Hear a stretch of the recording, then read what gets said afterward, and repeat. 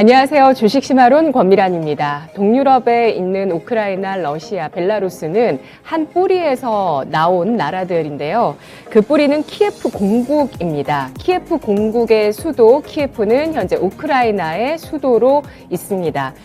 국경을 맞대고 있는 러시아와 우크라이나가 대립하는 이유에 대해서 1930년대 대기근으로까지 거슬러 올라가면 알게 되는데요. 우크라이나어로 홀로도모르라고 하는 이 대기근이 1932년부터 2년 동안 이어졌습니다. 어마어마한 사망자를 냈던 굶주림이었는데요. 우크라이나에서는 11월 네 번째 토요일에 대기근의 희생자들을 추모하는 기념일을 지정하기도 했습니다. 세계 3대 곡창지대인 우크라이나에서 왜 기근이 일어났을까요? 당시에 이 스탈린이 공산혁명을 일으키면서 분홍 일가인, 이 부자 농부죠. 분홍 일가인 이 쿨라크를 처형하고 농지를 몰수해서 이 우크라이나 곡창지대에 집단 농장 체제를 만들었는데요. 그러자 생산물이 급감했죠. 그런데 소련 쪽에서는 과도한 목표량을 수탈하고 이것이 우크라이나의 대기근 사태로 번졌었다고 합니다.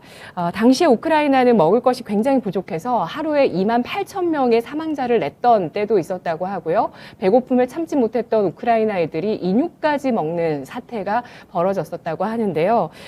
러시아가 평화유지군을 지금 파견한 돈바스 지역 같은 경우는 2014년부터 지금까지 내전이 이어지고 있습니다. 이른바 돈바스 전쟁인데요. 이미 수많은 사상자 또 140만의 실향민이 있는 곳입니다. 영토를 빼앗기지 않고 EU와 나토 가입을 추진하고 있는 우크라이나와 또 구소련 해체 이전으로 복원을 원하고 우크라이나가 친유럽, 친미 쪽으로 가는 것을 반대하고 있는 러시아, 그 사이에서 미국과 러시아의 갈등이 불거질지 여부가 주목되고 있습니다. 자, 오늘 시장 좀 더 이해할 수 있는 그 주제 확인해 보시죠. 러시아, 우크라이나 진입, 증시 영향은? 오늘 이 주제 가지고 메리츠 증권 이희권 지점장과 이야기 나눠보겠습니다. 어서 오십시오. 네, 안녕하세요. 안녕하세요. 우크라이나 긴장이 고조되고 있습니다. 이렇게 주식시장에 큰 영향을 주는 변수로까지 확장을 했는데 이미 이 사안이 어느 정도는 좀 반영됐다는 반응도 있고요. 하지만 이 뉴스에 따라서 굉장히 변동성이 높은 그런 글로벌 주식시장의 움직임이 나오고 있죠. 현황 어떻게 보시나요? 네. 러시아가 우크라이나를 침공했다 또는 평화유지군을 파견했다. 이게 굉장히 같은 의미이긴 하지만 용어가 계속 다르게 쓰이고 있는데 그만큼 단어 하나하나에도 굉장히 민감하게 반응하고 그리고 그 지역적인 의미에 대해서 굉장히 깊게 들어가려고 하는 것 같아요. 예를 들어서 큰 의미가 아닌 일반적인 단어임에도 불구하고 그거를 굉장히 깊게 해석하거나 또는 이걸 오해 해석하는 그런 현상들이 지금 저는 많이 있다라고 보여지는데, 과거에 이런 지정학적 리스크가 지수에 어떤 영향을 미쳤고, 그리고 이번 이런 지정학적 리스크가 향후에 어떤 리스크를 미칠 건지, 그리고 결국 이 지정학적 리스크에 의해서 시장이 움직이는 건지, 지정학적 리스크는 여러 변수 중에 하나인지를 판단해 볼 필요가 있는데, 먼저 과거에 이 지정학적 리스크가 있을 때 당시에 코스피 흐름부터 제가 확인해 보겠습니다. 아마 키움증권에서 나온 그 자료인데요. 먼저 위에 보시는 자료는 특정 지정학적인 이벤트, 전쟁이나 테러 같은 이벤트가 발생됐을 때 파란색 부분은 이벤트 당일에 주가가 얼마나 빠졌냐를 네. 의미하는 거고요. 위쪽 차트를 말씀드리는 겁니다. 예. 그리고 분홍 색깔 차트는 이벤트 발생 후에 저점까지 얼마나 하락했느냐를 나타낸 것인데, 위에 두 가지 사례를 제외하고는 대부분 이벤트 당일 그리고 이벤트 이후에 저점까지 하락폭이 크지 않았습니다. 두 이벤트는 바로 9.11 테러와 그리고 이라크의 쿠웨이트 침공이었죠. 이거를 제외하고는 크게 시장에 반응도 없었던 상황이고요. 그리고 아래쪽은 저점까지 얼마나 빠르게 내려갔느냐를 파란색 차트로 나타낸 거고요. 그리고 분홍색 차트는 저점, 바닥을 찍은 이후에 얼마만큼 빠른 속도로 반등을 했느냐, 이 저점까지 간 그 하락폭을 얼마 이후에 다 만회했느냐가 중요한데, 결국 이 분홍색 차트가 올라와 있다는 것은 시간은 얼마 걸렸든 다 만회를 했다는 의미입니다. 지금 9.11 테러와 이라크, 쿠웨이트 같은 경우에 오른쪽에 가장 그 막대 그래프가 긴 차트를 보이고 있죠. 이 두 이벤트 같은 경우에 시장의 하락폭도 컸었고 저점까지의 낙폭도 컸었습니다. 그리고 9.11 테러가 회복되기까지에는 56일, 그리고 이라크의 쿠웨이트 침공이 회복되기까지에는 79일 정도 회복 시간이 걸렸는데, 그렇다면 지금 이번 이슈가 러시아와 우크라이나 간의 이슈가 미국에서 발생되었던 그런 9.11 테러와 유사한, 그리고 그만큼의 충격을 줄 만한 것인가, 아니면 이라크의 쿠웨이트 침공 1990년도였죠. 이 당시 때의 임팩트와 맞먹는가, 또는 앞으로의 영향력이 이거와 유사할 것인가에 대해서 질문한다면 쉽게 답할 수는 없을 것 같아요. 근데 하지만 저는 감각적으로, 또는 이 GDP의 규모, 그리고 과거 대비해서 이 나라가 차지하는 전 세계에서 생산량과 그리고 수요를 봤을 때 이 9.11 테러와 또는 이라크의 이벤트에 대비할 건 아니다 생각돼요. 하지만 그걸 확신할 수 없는 부분이기 때문에 저는 지금 예상하기 힘든 정치적인 흐름이나 이런 외교 협상, 그리고 결국 뭐 외교든 정치든 이 각국 또는 주체자, 국가든 그 원수든 주체자의 자기의 이 이익을 위해서 움직일 텐데, 그 이익이 과연 국가를 위한 이익인가, 본인의 지지를 위한 이득인가, 이런 걸 봤을 때 사실 저는 뭐 예상하기 힘들다고 생각해요. 이걸 어떤 전문가가 이거를 예상할 수 있을까에 대해서는 저는 힘들다고 생각하고, 때문에 저는 예상하기 힘든 걸 예상하기보다는 정말 실질적으로 경기에 얼마나 피해를 줄 수 있고, 그 피해 여부가 기업들 그리고 우리나라의 실적 추정치를 얼마나 깎여낼 것이고, 지금 증시가 그걸 얼마나 대비 반영을 한 거고, 향후에는 이 문제가 해결되었을 경우에 정말 악재가 모조리 해소된 것인가, 아니면 증시가 반등하는 것이 아니라면 이건 여러 악재 중에 하나였던 것인가, 이런 실질적인 경기 피해 여부에 대해서 조금 고민해보는 게 맞다고 생각되고요. 최근에 저는 이런 생각이 들어요. 요즘에 그 지역적인 뉴스들이 굉장히 많이 나오거든요. 이게 불안정을 많이 키우고, 뭐 몰랐던 것들, 저는 굉장히 몰랐던 것 많습니다. 네. 그리고 근데 또 정말 그래요. 알고 싶지도 별로 않나요. 왜냐하면 과거에 그 차화정 시절이었어요. 차화정 시절에 일본에 지진이 발생됐는데, 그때 뭐 2호기가 뭐 파손이 되었다, 뭐 3호기가 파손이 되어서 뭐 불이 났다, 그리고 그 불을 진화했다더라. 근데 이게 뭐 원자력의 일부기 때문에 쉽게 불이 진화가 안 된다, 이런 뉴스들에 의해서 시장이 굉장히 많이 흔들렸거든요. 그 당시에 정말 그 원자력 전문가라고 하는, 지진 전문가라고 하는, 다들 내가 지진 전문가다, 내가 원자력 전문가다라고 얘기하는 사람들 뭐 하루 이틀은 다 맞을 수 있죠. 근데 중요한 건 그 긴 1, 2, 3년 동안의 경기 순환 사이클이 어떠한 위치에 있었느냐가 저는 중요하다 생각돼요. 결국 그 뉴스에 따라서 일일비하고 트레이딩하고 매매하고 싸게 팔았다가 비싸게 산 사람들은 그 차화정의 그 큰 사이클을 못 먹었을 거거든요. 반대로 한 3년 전이었죠. 트럼프 취임 당시 때 미국 그리고 북한 간에 정상회담이 있으면서 남북 경협주가 정말 시장이 가장 큰 화두였습니다. 그때 또 뭐 증시나 뉴스에서는 내가 뭐 북한 전문가다, 이런 정말 작은 거에도 큰 의미를 두면서 크게 확대 해석하고, 이게 정말 앞으로 이제 뭐 이제 경협을 넘어서서 우리나라의 밸류에이션까지 늘릴 것이다, 이런 것들이 많았지만 지금은 그런 종목들이 다 3분의 1토막씩 난 상황이에요. 그러니까 지나고 보면 지금 보면 그때 그 일본에서 몇 호기가 저는 파손됐는지, 지진에 의해서 파손됐는지 기억조차도 안 나요. 근데 그게 중요하지 않았다는 거죠. 그리고 저는 중요했던 부분도 있다고 생각하는 게 뭐냐면, 그러고 나서 그 위험성을 우리가 실감하고 나서 정치권에서 어쨌든 원전을 반대한다라고 하면서 원전 관련주 같은 경우는 굉장한 어떤 장기 시세의 변화가 있었던 시점이 아닌가라는 생각도 들어요. 굉장히 새로운 시선이고요. 새로운 시각이고요. 네.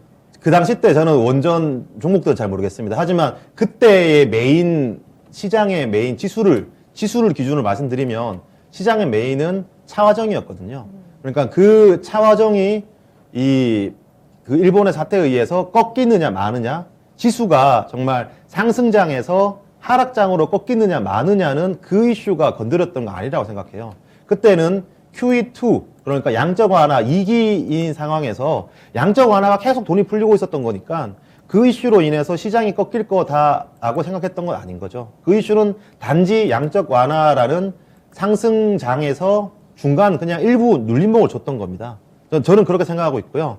그래서 뭐 원전 관련된 종목들은 당연히 큰 그 의미가 있겠지만 지금도 뭐 일부 빅텍 같은 종목들 또는 방산업체 같은 경우에는 연관이 있을 수 있겠지만 정말 글로벌 지수의 방향성을 이게 틀어버린다라는 것은 상승하던 그런 지수를 하락 전환시킨다 또는 하락하던 이런 그 추세를 상승 전환시킨다라고는 저는 쉽지 않을 것 같고요.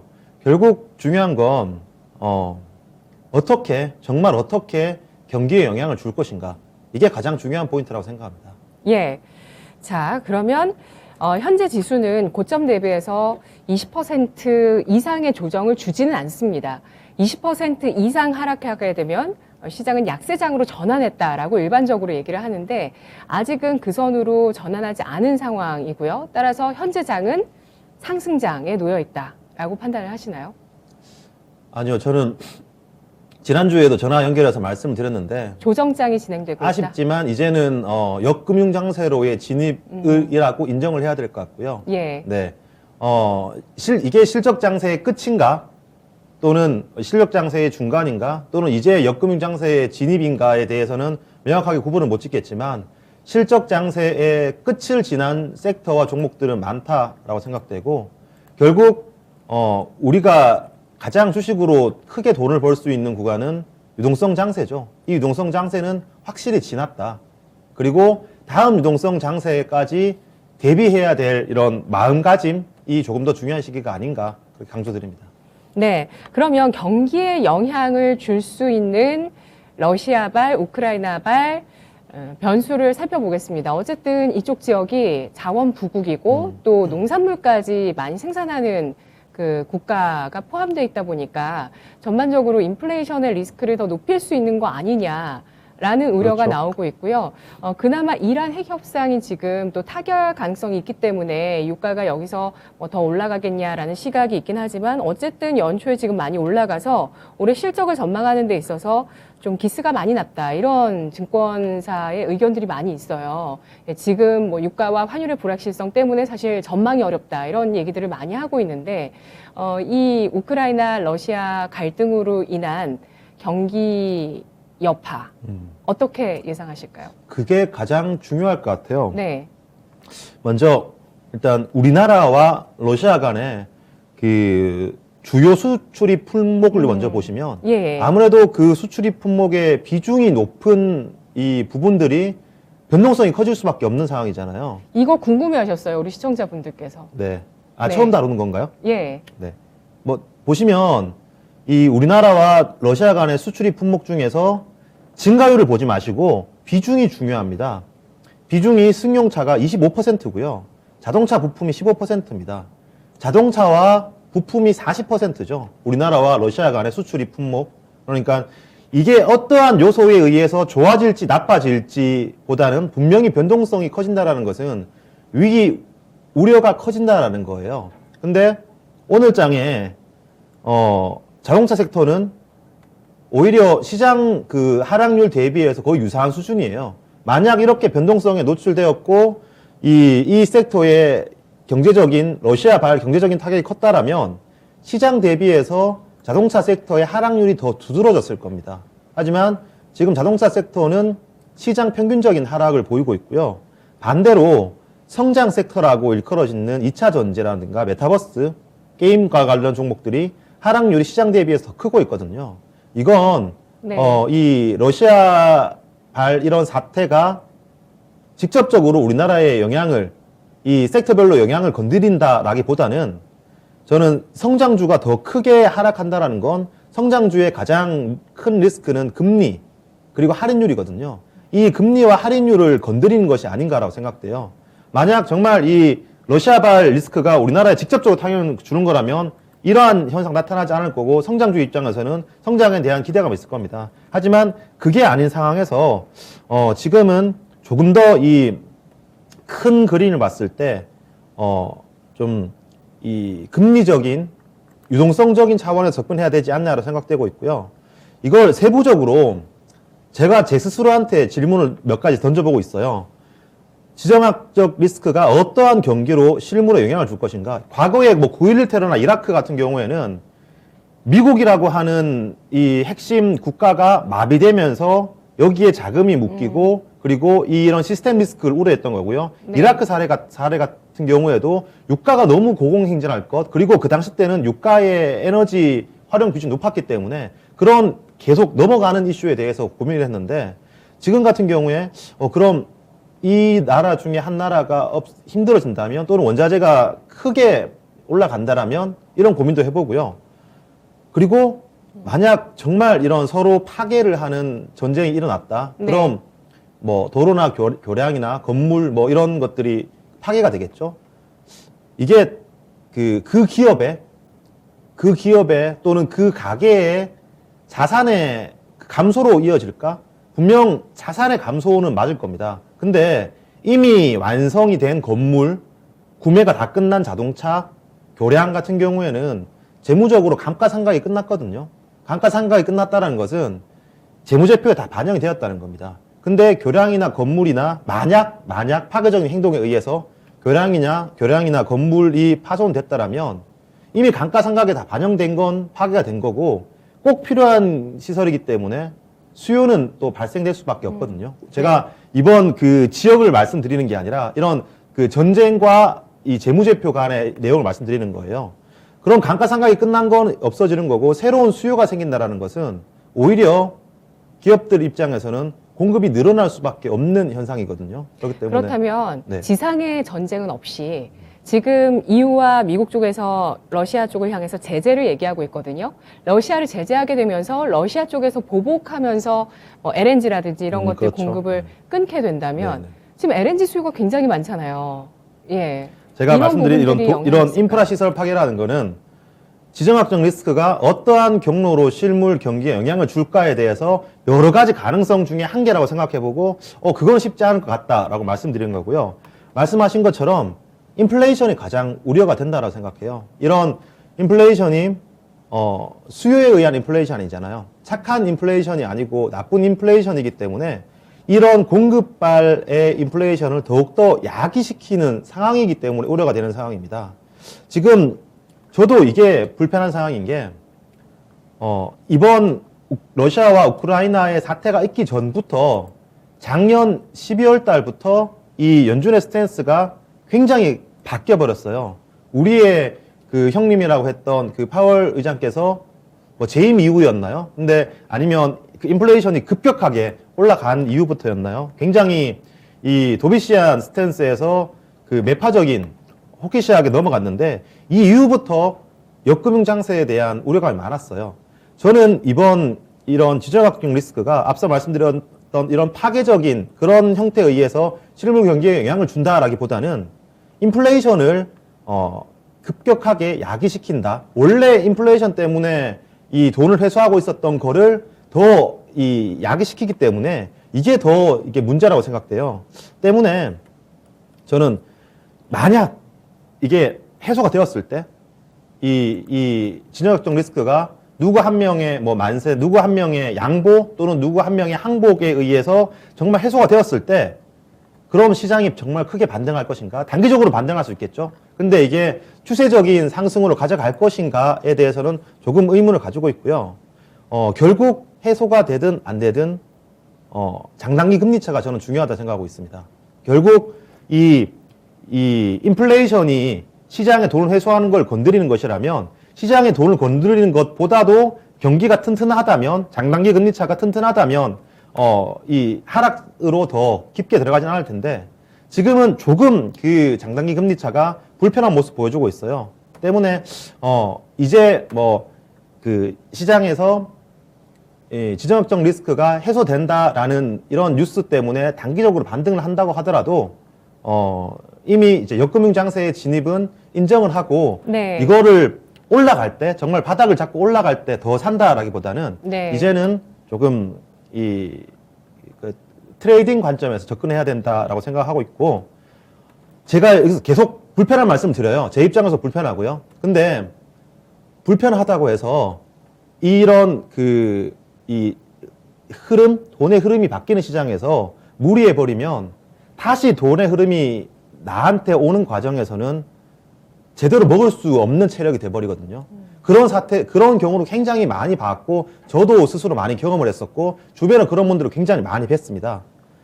긍정적인 건 지금 기대 인플레이션이라고 하죠. 그러니까 그 기대 인플레이션, 여기서 더 얼마나 인플레이션이 더 가속화될 것인가. 만약에 기대 인플레이션 높아지면 지금 가격이 높지만서도 더 높아질 거기 때문에 지금 CPI나 PPI가 높지만 더 높아질 것이라는 것 때문에 비싸게라도 이 상품을 사는 것이고, 기대 인플레이션이 이제 낮아진다는 것은 지금은 비싸지만 향후는 비싸지지 않을 거다라는 기대가 있기 때문에 곧 물가가 피크를 칠 거다라는 기대가 있거든요. 다행인 거는 기대 인플레이션은 일부 둔화되고 있습니다. 그리고 지정학적 리스크가 커지면 커질수록 네. 위험 자산에 대한 선호도는 줄어들고 안전 자산에 대한 선호도는 늘어날 수밖에 없죠. 안전 자산에 대한 수요도가 늘어난다는 것은 미국 국채에 대한 수요가 늘어난다는 거고, 미국 국채를 사면 살수록 금리는 빠질 수밖에 없는 상황이겠죠. 어느 정도 올라가는 걸 막을 수 있겠죠. 이래서 어제 저녁 같은 경우에 3월 달에 금리 2회 인상할 확률이 다소 줄어들었고요. 1회 인상할 확률이 올라갔습니다. 그리고 올해 금리를 6회 인상할 확률도 올라갔거든요. 생각했던 것보다 그 금리는 다소 조금 누그러지는 모습 보이고 있어요. 근데 단순히 유가에 대해서 부담스러운 분이지, 여기서 그럼 기대해 볼 수 있죠. 정말 이런 상황에서 이 연준이 우리 이런 상황에서 금리를 더 올리는 것, 또는 풀고 있던 자산을 걷어들이는 거를 이제 좀 늦추겠어 라는 스탠스가 조금을 보인다라면 저는 이건 더 좋은 호재라고 생각해요. 이 리스크가 없어지는 것보다 오히려 연준의 스탠스가 이 리스크로 인해서 바뀌는 게 저는 더 좀 크게 기대할 만한 거다고 생각하거든요. 때문에 이건 뭐 기대는 하지만 예상을 할 수 없는 부분이기 때문에 이걸 어느 정도 염두에 두고 있는 부분이고요. 다만 꼭 강조드리고 싶은 건 올해, 내년, 하지만 24년 같은 경우에는 오히려 금리 인하에 대해서 가능성이 높아지고 있습니다. 확률이 높아지고 있습니다. 이건 왜죠? 사이클이죠, 항상. 항상 금리가 내려가는 돈을 푸는 사이클, 그리고 금리가 올라가는 돈을 회수하는 사이클, 계속 사이클은 반복돼 왔어요. 그건 뭐 당연한 사항인 거고요. 계속 돈을 회수하다 보면, 어느 정도까지 회수하다 보면, 이 어느 정도까지라는 것은 경기가 감내할 수 있을 만큼 회수하는 건데, 2016년도였나 8년도였나 회수할 때는 계속 괜찮았어요. 근데 너무 과하게 회수해버리니, 자산 축소해버리니 2018년도였나 시장이 무너진 상황이 있었거든요. 네. 근데 돈을 푸는 것도, 돈을 회수하는 것도 영원하지 않습니다. 금리를 올리는 것도 마찬가지고요. 그렇기 때문에 사이클을 타게 되는데, 지금 2014년도에 인하에 대한 가능성이 조금 높아진다는 것은 2014년도에는 다시 유동성 장세에 대한 기대감이 있거든요. 그러면 점장님, 2014년도면 지금 2년 남았는데 그때 2년 동안 기다려야 돼요? 이렇게 많이들 물어보세요. 네. 시장은 항상 빨라요. 지금도 연준은 돈을 풀고 있습니다. 1월달, 2월달 돈을 풀고 있죠. 근데 이제 3월달에 금리를 올리고 하반기에 이제 돈을 푸는 것을 오히려 이제 자산을 이제 매각하려고 하고 있죠. 네. 지금 풀고 있습니다. 작년 연말에도 풀고 있어요. 근데 규모를 줄였을 뿐이죠. 근데 이제 금리를 올릴 거다라는 것 때문에 먼저 시장은 반영해 버린 거죠. 근데 이 돈을 이제 축소하는 것을 어느 정도 멈춘 상황에서 다시 돈을 풀릴 것, 금리 인하에 대한 기대감이 조금이라도 생긴다라면, 그게 2022년 말이든 2023년이든 조금이든 생긴다라면 시장은 완전 색깔이 달라지거든요. 다시 과거의 차화정 시절인 그런 QE2, QE3 또는 코로나 이후의 양적 완화 시기로 갈 수 있습니다. 근데 정말 큰 리스크는 뭐냐면 가장 큰 리스크는 그런 2020년도와 같은 장이 왔을 때 정말 이 기대 수익률을 높일 수 있는 그런 할인율을 낮출 수 있는 그런 장이 왔을 때 내가 자산이 없다는 것 그리고 체력이 없다라는 것 내가 시장에 생존해 있지 않다라는 것이 가장 큰 리스크예요. 그러니까 저는 지금 이 단기적인 뉴스를 가지고 예상이 안 되는 것을 가지고 이렇게 저렇게 해석을 하면서 자기 포지션에 맞춰서 이 기대 수익을 높이기 힘든 장에서 괜히 무리해서 다치기보다는 조금 더 긴 사이클로 보고 상승장은 어느 정도 마무리가 되었다. 지금은 리스크 관리가 필요하다는 걸 깨닫고 그 유동성 장세가 왔을 때 다시 한 번 더 이 힘을 낸다면 그때는 다른 사람들에 비해서 앞서갈 수 있을 겁니다. 그리고 다시 24년도 이후에 뭐 25년이든 26년이든 27년이든 또 그 역금융 장세가 오겠죠. 위기가 오겠죠. 근데 그때 못 파는 사람들은 예를 들어서 24년도에 유동성 장세가 왔다라고 하면 그때 제대로 못 먹은 사람들이에요. 계속 엇박자 사이클을 타는 거죠. 그러니까 저도 1, 2월 달에 굉장히 많은 손해를 봤지만 손해를 본 건 손해를 보는 거고 이 정말 좋은 장이 왔을 때 당장 내일은 올 수 있지만 그런 장이 왔을 때 이 심리적인 그리고 자산적인 체력을 생존하고 키우는 게 지금은 가장 큰 리스크를 회피한다라고 생각됩니다. 네. 적극적으로 매수하실 그 어떤 락 바텀이라고 할까요? 강력한 바닥으로 인식하고 진입하실 만한 그런 건 지수대를 설정하셨나요? 아니요. 그런 건 절대 없고요. 오늘 PBR 1배 얘기가 또 나오기 시작해서 네. 예. 제가 정말 존경하시는 분이 계시는데 2008년도였죠. 2008년도가 리만 브러더스 파산 사태였죠. 그때 그 장이 2000포인트에서 뭐 1400포인트까지 크게 빠졌어요. 근데 그 1400포인트까지 빠진 것도 굉장히 아팠죠. 근데 그 1400포인트, 뭐 1200포인트 이게 계속 오래 지지부진 이어졌는데 당연히 2000포인트에서 팔 수는 없습니다. 그리고 그 2000포인트가 이 1800포인트, 1600포인트, 1400포인트까지 올 때 팔기도 쉽지 않을 거예요. 근데 그 1400포인트에서 마지막 2007년, 8년도 피크 때는 그게 900포인트를 깼었거든요. 2000포인트에서 1400포인트 갈 때는 쉽게 대응을 할 수 없어요. 근데 1400포인트에서 만약 내가 주식을 다 가지고 있는다라고 하면 그 1000포인트가 깨지고 900포인트가 깨졌을 때 시장에서 생존할 수 없었거든요. 그리고 나서 굉장히 가파르게 시장 올라왔는데 그때의 상승을 생존하지 못한 사람들은 먹지 못했었죠. 근데 제가 말씀드리는 거는 지금이 그러니까 항상 이게 PBR 1배라는 거는 시스템 리스크가 발생되지 않았을 때 PBR 1배예요. 제가 시스템 리스크를 발생하지 않는다라고 말씀드리고 또 발생한다라고 말씀드린 게 아니라 지금은 안 보이지만 정말 이러한 사태가 알 수 없는 경로로 인해서 우리가 지금 예측 불가능한 경로로 인해서 만약 가게든 정부든 기업이든 일부의 그 연쇄 리스크를 반응하는 시스템 리스크로까지 연결이 된다라면 지금은 아니지만 저는 지금은 아니라고 생각해요. 그게 연결이 되면 여기서 200포인트가 300포인트가 빠지든 그때는 팔아야 되거든요. 무슨 말인지 이해가 되시죠? 그러니까 1400포인트가 락바텀 이게 아니다.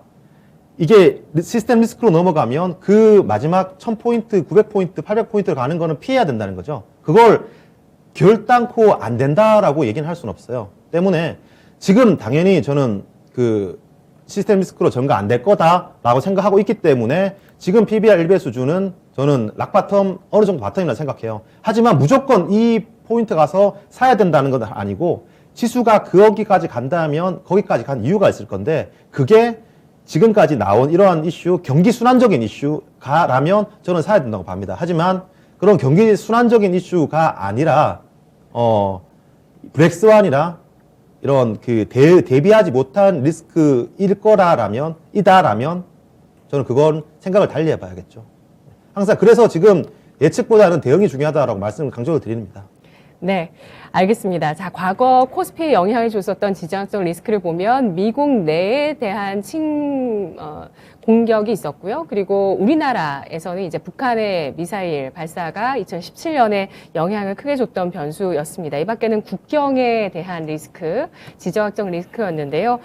이라크, 쿠웨이트, 그리고 지금은 러시아와 우크라이나, 국경 지역에서 이런 지정학적 리스크가 불거지고 있습니다. 이것이 인플레이션에 미칠 영향 여러 가지 이런 원자재 가격을 통해서 살펴보시고요. 그리고 금리 정책에 미칠 영향에 대해서도 생각해봤습니다. 안전자산 선호 심리가 높아졌을 때 금리는 좀 낮아질 수 있는 효과가 있다는 점, 그리고 올해 예상되고 있는 금리 인상 횟수의 그 횟수가 좀 많아지다가 이제 약간 좀 줄어들고 있는 수준으로 나오면서 아까 올해 연간 금리 인상 횟수 6번에 대한 가능성까지 얘기를 해주셨는데요. 첫 번째 주제 알아봤고요. 이어서 두 번째 주제 보겠습니다.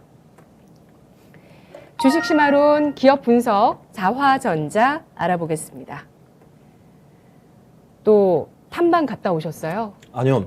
탐방을 안 받아주시더라고요. 코로나 때문에. 그렇죠. 예.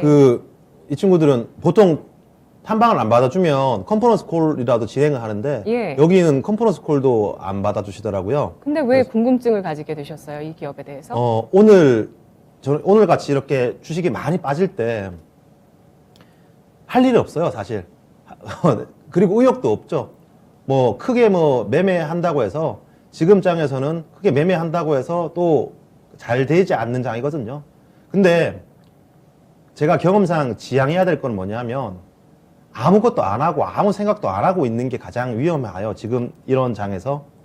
언젠가는 결국은 또 돌 텐데 언제 그랬냐는 듯이 시장은 돌아설 텐데 네. 그때까지 준비된 사람과 준비 안 된 사람들은 예. 그 돌아갈 때 엄청난 큰 차이가 나요. 그러니까 그걸 오늘 많이 강조해 주시네요. 네. 사이클, 네. 현금 비중. 그래서 오늘 같이 이렇게 빠질 때 지수가 1.5%, 2%씩 빠질 때 안 빠지는 종목들, 특정한 이슈가 나와서 뉴스가 나와서 안 빠지는 종목들 말고 아무런 뉴스가 없는데 안 빠지는 종목들은 하나 다 공부해 놓으면 굉장히 도움이 되거든요. 네. 그래서 그런 차원에서 오늘 되게 굉장히 크게 할 일이 없다고 하면은 그렇지만 매매가 없는 상황에서 동사 같은 경우에는 장 초반부터 굉장히 강하더라고요. 어제도 강한 모습을 보여줬고, 그래서 이런 장에 뭔가 어떠한 이슈가 있는가에 대해서 공부해 본 거고요. 제가 결코 지금 구간에서 매수하자, 매수 종목으로 괜찮다 이런 의미를 드리는 것이 아니라 왜 지금 장에서 경고했었지 함께 공부해보자라는 차원에서 말씀을 드린 거고, 제가 그래서 어제도 동사에 그 탐방 요청이나 콩콜 요청을 드렸어요. 근데 안 받으시더라고요. 자기는 고객사 요청에 의해서 절대 받을 수 없다라고 말씀하시던데, 일단 동사가 어떤 기업인지부터 먼저 말씀을 드리겠습니다. 그 스마트폰 카메라, 그 카메라 모듈에 적용되는 OIS와 AF, 오토포커스 장치를 공급하는 회사거든요. 손떨림 방지, 그러니까 OIS 같은 경우에 손떨림 방지, 그리고 오토포커스 장치에 대해서 삼성전자의 그 높은 MS를 차지하고 있죠. 최근에 나온 뉴스는 애플을 신규 고객사로 확보했다라는 뉴스 때문에 굉장히 주가의 변동성이 컸었습니다. 이게 본업인 상황이고요. 동사가 주가가 안 빠진 이유를 살펴보니 어제 그 주식 교환을 결정했더라고요. 수광 TTI라는 회사 한 주와 자화전자의 약 48.57주를 서로 교환을 합니다. 그러니까 수광 TTI라는 종목을 한 주를 주면 자화전자를 48주를 주는 이런 교환을 공시를 했는데, 매수 예정 가격, 그러니까 이 교환에 대해서 반대하는 주주분들이 계시겠죠. 자화전자의 이 교환에 대해서 반대하는 분들이 계실 텐데, 반대하는 분들한테는 자화전자 한 주당 매수 예정 가격이 22,126원을 주거든요. 어제의 가격은 22,000원보다 낮았습니다. 네. 당연히 이거를 사서 나는 반대하겠습니다라고 하면 회사에서 22,000 예전 가격이지만 22,126원에 사주는 거거든요. 그러니까 이 정도의 바텀은 깔려 있는 겁니다. 그렇기 때문에 주가가 안 빠지는 거고, 그러면 생각을 조금 더 깊게 해서 그럼 회사가 왜 지금 타이밍에 이 교환을 했을까? 생각해 보면 회사 입장에서, 대주주의 입장에서는 가격이 많이 오른 상황에서 이런 교환을 하는 것보다 가격이 오르기 전에 교환을 하는 것이 가격이 쌀 때 교환을 하는 것이 유리합니다. 왜냐하면 이 쌀 때는 매수 예전 가격도 싸거든요. 만약에 앞으로 주가가 빠질 거면 만약에 지금 뭐 22,000원인데 앞으로 뭐 2만원, 15,000원에 빠질 거면 3달만 더 기다리고 4달만 더 기다려서 빠지면 그때 하면 회사에서 나가는 금액이 뭐 18,000원, 15,000원 이렇게 작아져요. 그러면 왜 회사에서 지금 했냐라고 하면 분명히 향후에 대해서는 업황적으로 나빠지기보다는 좋아질 것이다라는 생각이 있기 때문에 지금 저는 이 회사가 교환 결정을 했다라고 생각해요. 때문에 어떠한 이슈가 있나, 뭐 하반기 그리고 내년에는 어떠한 이슈를 있나 살펴보니 가장 큰 부분이 이 부분입니다. 애플이 이 자화전자에게 OIS 내지 AF 장치에 대해서 공급을 받는다. 이 부분이 저는 당장 올해는 아니지만 내년부터 정말 주목해야 될 부분, 이 회사를 당장 지금은 안 사야 되겠지만 내가 계속 공부를 하고 포트폴리오에 넣어놓고 그 시기가 다가오면 폰텐셜이 크다라고 알아놓을 만한 기업이다라고 강조드리겠습니다. 내년에 애플에 납품을 한다고요? 네. 내년부터? 맞습니다. 네. 그런데 지난해 실적이 턴어라운드 했습니다. 자화전자 재무제표를 좀 살펴보니까, 지지난해까지만 해도 코로나 시기를 포함해서 3년 연속의 적자였거든요. 그런데 지난해, 영업이익이 100억 원, 당기순이익이, 한 200억 넘게 이렇게 기록하면서 흑자 전환한 기업입니다. 그리고 이제 애플에 납품하는 납품처로, 편입이 된다. 그러니까 애플 수혜주로 우리가 앞으로는 봐야 되는 기업이네요. 단순히 뭐 애플 수혜주 왜 실적이 나왔는지 이 현상도 중요한데 예. 그 현상 이전에 어떠한 배경인가를 알아보는 게 더 중요할 것 같아요. 회사랑 미팅을 해보면 가장 잘 알 수 있겠죠. 근데 회사가 미팅을 안 받아주니 저 혼자만 추정해 볼 수밖에 없는 상황이에요. 뉴스 플로어를 통해서 일단 작년에 동사의 실적이 굉장히 크게 턴어라운드 한 것은 네. OIS의 이 매출 비중, 판매량이 늘어났기 때문입니다. OIS 같은 경우에는 손떨림 방지 그 모듈이죠. 작년 그리고 재작년에 삼성이나 모든 이제 스마트폰 업체들이 카메라 대수가 늘어나고 있습니다. 그리고 카메라 대수가 늘어나면서 삼성의 일부 울트라 모델 같은 경우에 이 줌을 당겨오는 배율을 뭐 기존의 20, 30배에서 100배까지 당겨오고 있잖아요. 과거에 DSLR 맞나요? DSLR의 그런 대포 카메라와 같은 크게 그 확대를 하는 그걸 카메라에 적용시키고 있거든요. 폴디드 줌을 적용시키고 있습니다. 아무래도 멀리 있는 거를 당겨오다 보니 조금이라도 손이 떨리다 보면 크게 흔들릴 수밖에 없거든요. 그렇기 때문에 OIS의 적용 범위와 가격은 계속 늘어나고 있습니다. 때문에 삼성전자 향으로 실적이 늘어나고 턴어라운드를 할 수밖에 없던 상황이죠, 작년에. 네. 근데 OIS, 그러니까 폴디드 줌 같은 경우에는 애플은 적용하지 않았어요. 근데 올해 애플의 제품이 아니라 내년 애플 제품 같은 경우에는 14인가요? 14에는 이 폴디드 줌이 채택될 것이다 라는 이 지금 기대감이 있거든요. 처음 채택되는 건가요? 그렇죠. 네. 왜냐하면 폴디드 줌을 할 수 있는 업체가 제가 알기로는 삼성 전기와 LG 노텍밖에 없을 겁니다. 근데 아무래도 삼성 전기 같은 경우에는 이 삼성 그룹 자체가 애플과의 그 경쟁 관계가 있기 때문에 애플 입장에서는 쉽지 않을 거예요. 근데 내년에 그 채택할 거라는 기대감이 있기 때문에 결국 애플 입장에서도 정체된 스마트폰에서 그 폴더블로 간다든가 폴디드 줌으로 간다든가 새로운 이 ASP를 올릴 만한 이슈가 있어야 되거든요. 그게 이제 내년 같은 경우에는 그것 중에 하나가 OIS인 상황이고요. 중요한 건 삼성 같은 경우에는 플래그십 모델 A 시리즈 종류가 굉장히 많습니다. 그래서 플래그십 노트, 뭐 폴더블 한 종류의 그 여러 종류가 있기 때문에 한 종류에 판매한다고 해서 판매량이 크진 않아요.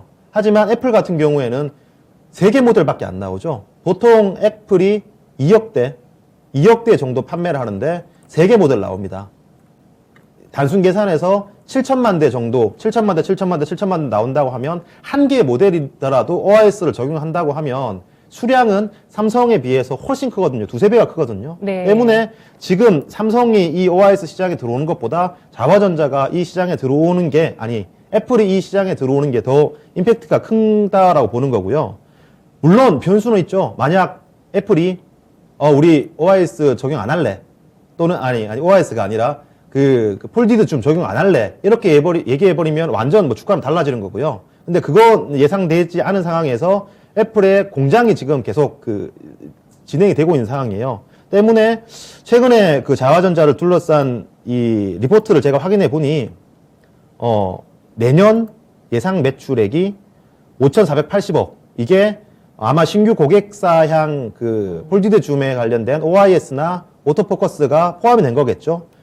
YOY로 63% 증가고요. 24년도 같은 경우에는 7천억, 23년도 YOY 대비해서 28%가 증가되는 겁니다. 영업이익 같은 경우에도 내년에 450억, 그리고 24년도 같은 경우에는 570억.